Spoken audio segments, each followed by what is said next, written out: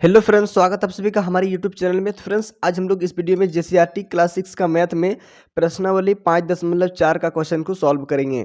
तो देखिए, ये वीडियो का दूसरा पार्ट है। इससे पहले मैंने कुछ क्वेश्चन को सॉल्व कर दिया है। क्वेश्चन नंबर 1 से लेकर 3 तक पिछला वीडियो में हो चुका है। अगर आपने उस वीडियो को अभी तक नहीं देखे हैं तो इसी वीडियो के डिस्क्रिप्शन में आपको लिंक मिलेगा, वहाँ से लिंक को क्लिक करके आप देख सकते हैं।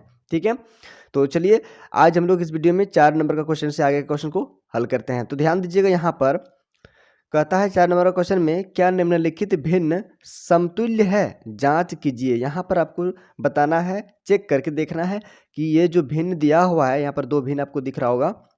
कहता है ये दोनों भिन्न क्या समतुल्य है। तो चलिए इसको जांच करके देखते हैं।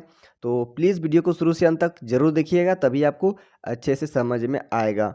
ठीक है, तो देखिए यहाँ पर जो है ना, सबसे पहले आपको क्या करना है, यहाँ पर आपको वज्र गुणन विधि द्वारा जो होता है सॉल्व, उसके अनुसार आपको हल करना है। तो यहाँ पर सबसे पहले लिखेंगे वज्र गुणन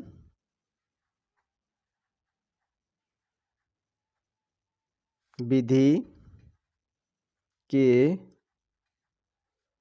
अनुसार क्या होता है। तो वज्र गुणन का मतलब होता है तिरछा तिरछी गुना करना। देखिए 7/35 है ना, तो 7/35 को हम लोग 1/5 के साथ तिरछा तिरछी कोना कोनी गुना करेंगे। यहाँ पर हम लोग 7 को 5 के साथ गुना करेंगे और 35 को 1 के साथ गुना करेंगे। इस तरीके से तिरछा तिरछी कोना कोनी गुना कर देना है। ठीक है, तो चलिए इसको गुना करते हैं। 7 गुना 5 बराबर, अब इधर देखिए 35 गुना 1 बराबर, देखेंगे अब यहाँ पर दोनों का आंसर क्या आ रहा है, दोनों का वैल्यू क्या सेम आ रहा है। तो देखिए 7×5 = 35, इसका 35 आ गया। अब 35 का 35, इसका भी 35 आ गया। तो ध्यान दीजिए दोनों का मान क्या आ गया, बराबर आ गया। तो यहाँ पर हम लोग एक लाइन अब लिखेंगे, चूंकि दोनों का गुणनफल, चूंकि दोनों का गुणनफल क्या है, बराबर है। ठीक है, इतना आपको लिखना है। उसके बाद यहाँ पर आपको लिख देना है नीचे में, इसीलिए यह भिन्न क्या है, समतुल्य। यह भिन्न समतुल्य है। बस हो गया आपका आंसर। बस आपको कुछ नहीं करना है, वज्र गुणन विधि द्वारा चेक कर लेना है। वज्र गुणन विधि का मतलब होता है तिरछा तिरछी गुना करना। आपको कोना कोनी तिरछा तिरछी गुना करके चेक कर लेना है कि दोनों का वैल्यू सेम आ रहा है, तो वह भिन्न आपका समतुल्य होगा। और अगर सेम नहीं आ रहा है, अलग अलग आ रहा है, तो आपका वह भिन्न समतुल्य नहीं होगा। चलिए अब अगला क्वेश्चन चेक करते हैं। देखिए 2 नंबर का क्वेश्चन में यहाँ भी आपको एक लाइन लिख देना है, वज्र गुणन विधि के अनुसार। यहाँ पर अभी हम लोग क्या करेंगे, 24 का गुना 4 के साथ करेंगे। तो 24 गुना 4 बराबर, अब 36 का गुना 3 के साथ करेंगे। तो 36 गुना 3, चलिए गुना करते हैं। देखिए पहले 4 से 4 को करेंगे गुना। 4 चौके 16, 16 का 6, हासिल आपका 1 रह जाएगा। 4 दूनी 8 और हासिल 1 जोड़ दीजिए 9, 96 आ गया। अब इसमें देखिए 3 छक 18 की 8, हासिल आपका 1 रह जाएगा। क्लियर है। अब 3 तिया 9 और हासिल 1 10। देखिए ध्यान से, इसका मान 96 आया, इसका मान 108 आया। मतलब यहाँ पर बराबर मान नहीं आ रहा है। तो यहाँ पर लिखेंगे चूंकि दोनों का गुणनफल बराबर नहीं है, इसीलिए यह भिन्न समतुल्य नहीं है। यह भिन्न समतुल्य नहीं है। क्लियर है, इतना आपको लिख देना है, आपका आंसर हो जाएगा। ठीक है, तो चलिए आप इसको बना लीजिए अपना कॉपी में, फिर हम लोग बढ़ते हैं अगला क्वेश्चन की ओर और इसको भी एकदम सेम उसी तरह बनाएंगे। तो चलिए देखिए, यहाँ पर लिखना है वज्र गुणन विधि के अनुसार। देखिए 35 का गुना 3 के साथ करेंगे और फिर 105 का गुना 1 के साथ। अब गुना करते हैं, 3 पचे 15 का 5 हासिल 1 रह जाएगा, 3 तिया 9 और हासिल 1 10। देखिए 105 आ गया। अब यहाँ पर देखिए 105 का गुना जब 1 के साथ करेंगे तो 105 हो जाएगा। किसी भी नंबर को 1 के साथ गुना करते हैं तो वही नंबर आ जाता है।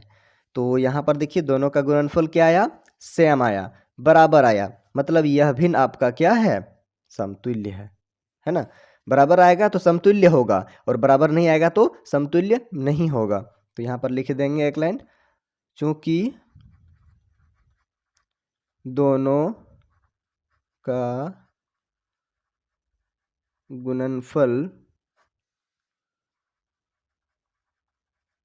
बराबर है इसीलिए यह भिन्न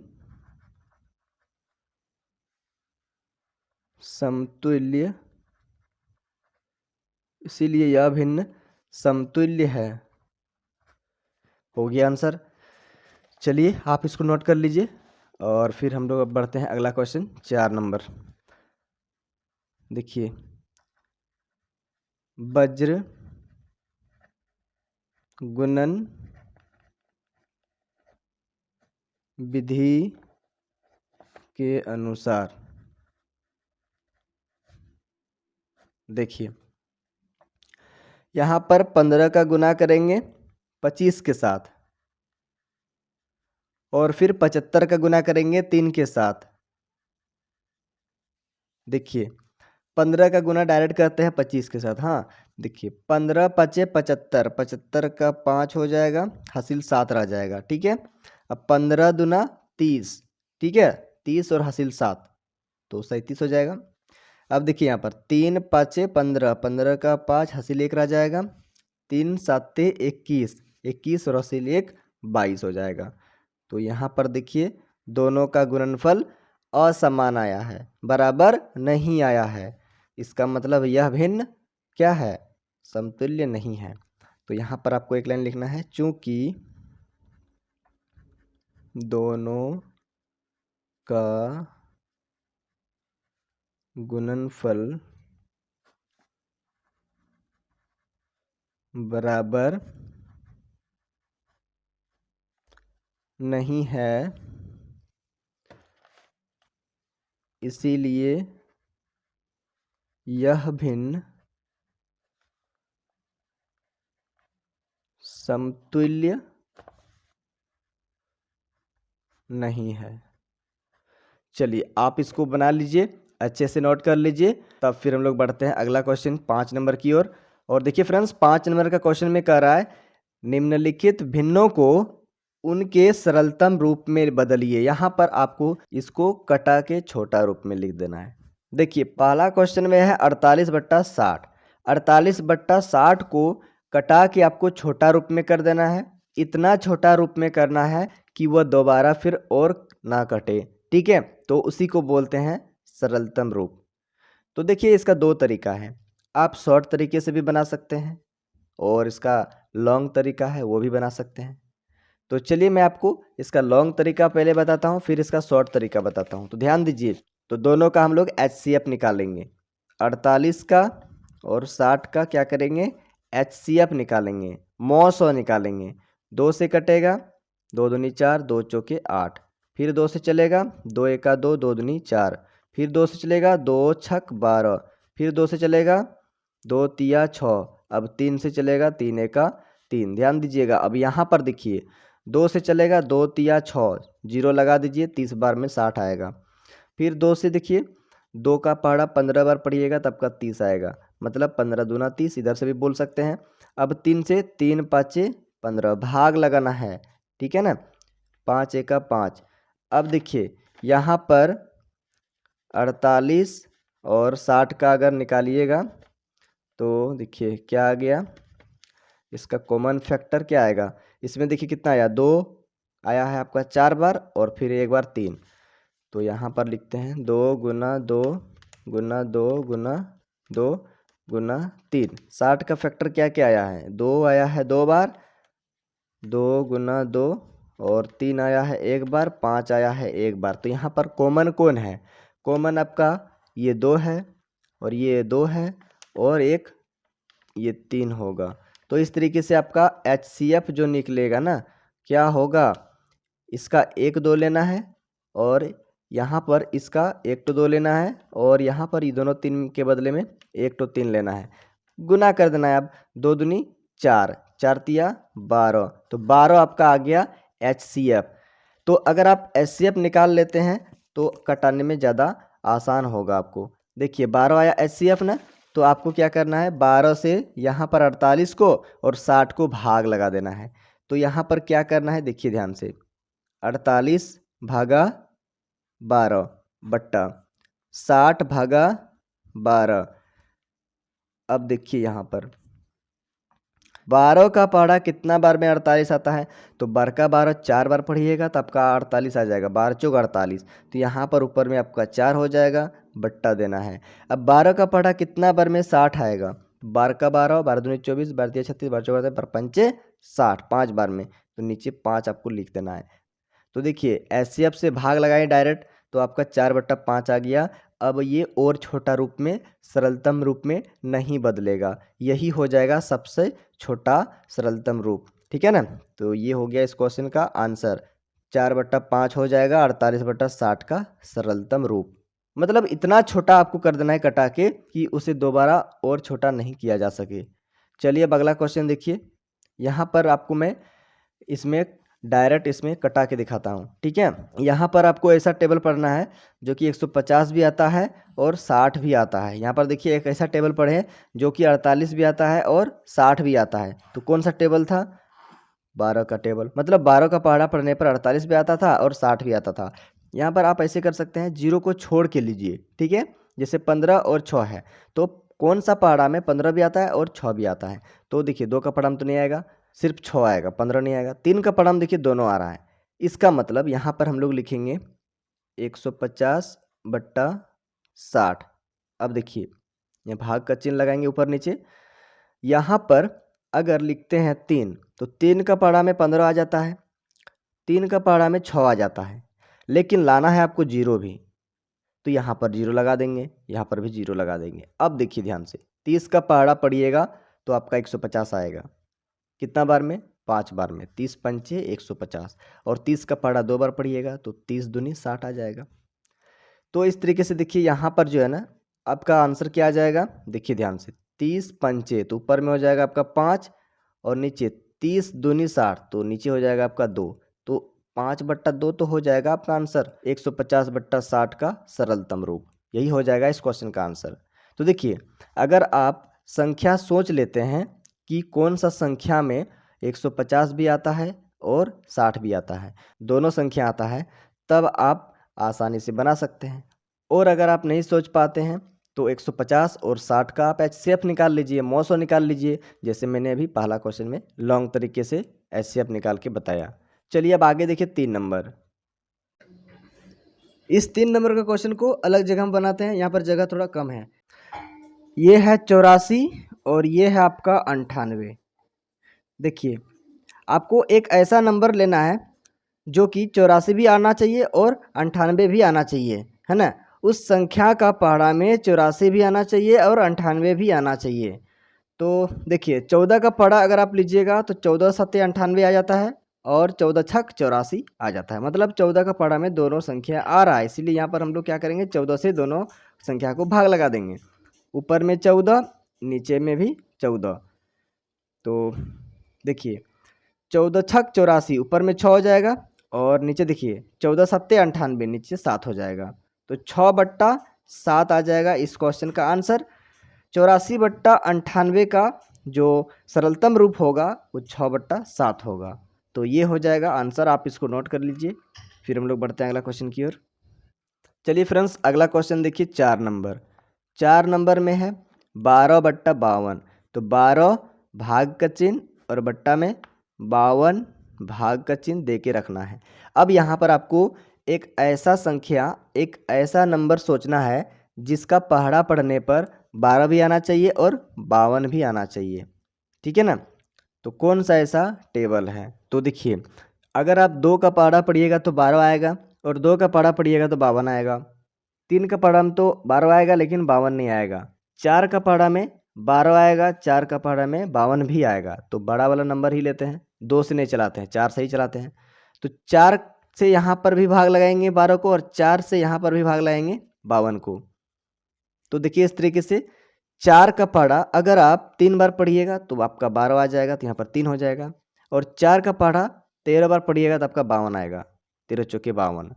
कैसे, देखिए 4 का पहाड़ा एक बार पढ़ेंगे तो 5 का 4 कट जाएगा, 4 एका 4, 5 का 4 कट गया तो 5 के पास 1 बचा हुआ है, 1 और 2 मिलके 12 हो गया, तो 4 तिया 12 पूरा पूरा कट गया, तो 13 बार में आपका 52 कट जाएगा, ठीक है ना। 13 चौके 52, तो 3/13 आपका आ गया इस क्वेश्चन का आंसर। मतलब 12/52 का सरलतम रूप 3/13 हो जाएगा। अब इसको और छोटा रूप में आप नहीं लिख सकते हैं, तो मैंने आपको बताया सरलतम रूप का मतलब होता है उस भिन्न को इतना छोटा करिए काट के कि और छोटा नहीं किया जा सके। क्लियर है। चलिए और एक लास्ट क्वेश्चन बचा हुआ है, देख लीजिए इसको भी। 7/28 है, 7 भागा लिखेंगे और बट्टा के नीचे 28 भागा। कौन सा संख्या से भाग लगाएंगे कि 7 भी आएगा और 28 भी आएगा, एक ही नंबर लेना है। तो देखिए 7 का पाड़ा में ही तो 28 आता है और 7 आता है, तो ऊपर नीचे 7 से भाग लगा देंगे, 7 एका 7 और 7 चौके 28, तो 1/4 आ गया इस क्वेश्चन का आंसर। 7/28 का सरलतम रूप आपका आ गया 1/4। तो ये हो गया इस क्वेश्चन का आंसर, आप इसको नोट कर लीजिए। फिर बढ़ते हैं हम लोग अगला क्वेश्चन की ओर। और देखिए ये लास्ट क्वेश्चन है, 6 नंबर क्वेश्चन में भाषा वाला क्वेश्चन है। देखिए इसमें कह रहा है रोहित के पास 20 रुपया, मिष्टी के पास 60 रुपया और रुक्कू के पास 70 रुपया थी।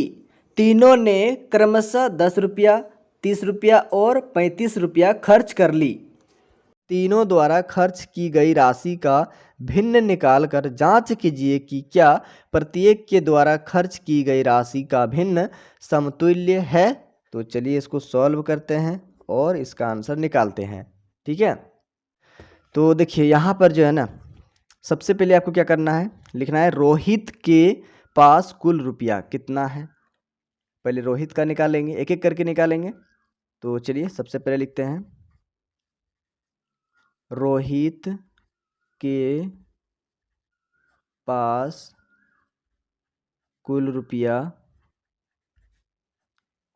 बराबर कितना है। देखिए रोहित के पास 20 रुपया है, क्लियर है। अब यहाँ पर लिखना है आपको रोहित का खर्च। रोहित का खर्च कितना है, तो देखिए जो शुरू में है वही रोहित का खर्च है। तो यहाँ पर खर्च वाला देखिए 10 रुपया दिया हुआ है ना। तीनों ने क्रमशः इतना इतना और इतना खर्च कर ली, तो शुरू वाला रोहित का है, यहाँ पर लिखेंगे 10। अब यहाँ पर लिखना है आपको रोहित का भिन्न। तो देखिए जो कुल रुपया है उसको आपको नीचे में रख देना है, क्लियर है। और जो खर्च किया गया है उसको ऊपर में रख देना है। तो 10/20 आ गया, तो 0 से 0 कैंसिल हो जाएगा, तो 1/2 बच जाएगा, तो 1/2 हो जाएगा रोहित का भिन्न। मतलब पहला यहाँ आपका आंसर आ गया, एक आंसर यहाँ से आ गया। अब आपको निकालना है मिष्टी का। मिष्टी नाम का कोई लड़की है, तो चलिए मिष्टी के लिए निकालते हैं। एकदम आपको इसी तरीके से बनाना है। मिष्टी के पास कुल रुपया बराबर, तो देखिए मिष्टी के पास कितना था 60, मिष्टी के पास 60 रुपया था, तो यहाँ पर लिख देना है आपको 60। अब यहाँ पर लिखना है मिष्टी की खर्च।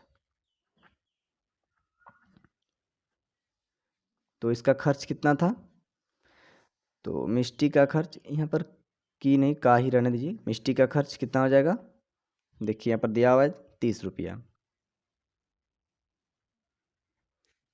अब मिष्टी का भिन्न, मिष्टी का भिन्न क्या हो जाएगा, कुल रुपया को नीचे रखना है और जो खर्च किया गया है उसको ऊपर में रखना है। 0 से 0 आपका कट जाएगा। 3 का पहाड़ा एक बार पढ़ने पर 3 आएगा, 3 का पहाड़ा 2 बार पढ़ने पर 6 आएगा, तो 1/2 आ जाएगा मिष्टी का भिन्न। ये दूसरा आंसर निकल के आ गया। अब आगे हम लोग रुक्कू के लिए निकालेंगे, ठीक है। तो देखिए यहाँ पर होगा रुक्कू के पास कुल रुपया, रुक्कू के पास कुल रुपया कितना है, 70। अब यहाँ पर लिखना है रुक्कू का खर्च, रुक्कू का खर्च है कितना है, 35 रुपया है, ठीक है। देख लीजिएगा क्वेश्चन में यहाँ पर दिया हुआ है 35 रुपया खर्च है। यहाँ पर थोड़ा सा क्वेश्चन में मिस्टेक हो गया है, यहाँ पर जो है रुक्कू के पास कुल पैसा 70 रुपया था, हम 70 नहीं 20 लिख दिए हैं, तो यहाँ पर सही कर लीजिएगा, आप अपना बुक में देख लीजिएगा 70 है। रुक्कू के पास कुल रुपया 70 था और खर्च उसका 35। तो चलिए अब हम लोग रुक्कू के लिए निकाल रहे हैं, तो लिखेंगे रुक्कू का खर्च 35 रुपया। अब रुक्कू का भिन्न, रुक्कू का भिन्न बराबर क्या होगा, कुल रुपया को नीचे रखेंगे और खर्च किया गया रुपया को ऊपर में रख देंगे। देखिए 35 का पढ़ा एक बार पढ़िएगा तो 35 आएगा, 35 का पढ़ा 2 बार पढ़िएगा तो 70 आएगा। 35 का 35, 35 दूना 70, तो 1/2 आ गया। ये हो गया आपका तीसरा आंसर। तो ध्यान दीजिएगा यहाँ पर रोहित का भिन्न 1/2 आया, मिष्टी का भिन्न 1/2 आया और रुक्कू का भिन्न 1/2 आया। मतलब तीनों का भिन्न क्या है, बराबर है, समान है। तो यहाँ पर आपको एक लाइन लिख देना है, चूंकि तीनों के द्वारा खर्च की गई राशि का भिन्न समान है, इसीलिए यह भिन्न समतुल्य है। बस ये हो गया आपका आंसर। तो देखिए फ्रेंड्स, इस तरीके से जो है ना आज हम लोग इस वीडियो में प्रश्नावली 5.4 का जितना भी सारा क्वेश्चन था सारा मैंने आपको इस वीडियो में हल करा दिया एकदम सिंपल तरीके से। तो उम्मीद करते हैं कि आपको सारा सवाल अच्छे से समझ में आ गया होगा। तो अगर आपको ये वीडियो अच्छा लगा, समझ में आया, तो प्लीज़ वीडियो को लाइक करके चैनल को सब्सक्राइब जरूर कर लीजिएगा, साथ साथ में बेल आइकन का नोटिफिकेशन को जरूर ऑन कर लीजिएगा। इससे क्या होगा, जब भी मैं आगे वाला प्रश्नावली का वीडियो अपलोड करूँ तो सबसे पहले इस वीडियो का नोटिफिकेशन आप तक पहुँच सके। और फ्रेंड्स, इस वीडियो को अपने दोस्तों तक भी शेयर जरूर करिएगा ताकि आपके दोस्तों को भी कुछ हेल्प मिल जाए, ठीक है। तो चलिए फ्रेंड्स, मिलते हैं अब अगला वीडियो में अगला प्रश्नावली का क्वेश्चन को लेकर। तब तक के लिए bye, thank you for watching this video.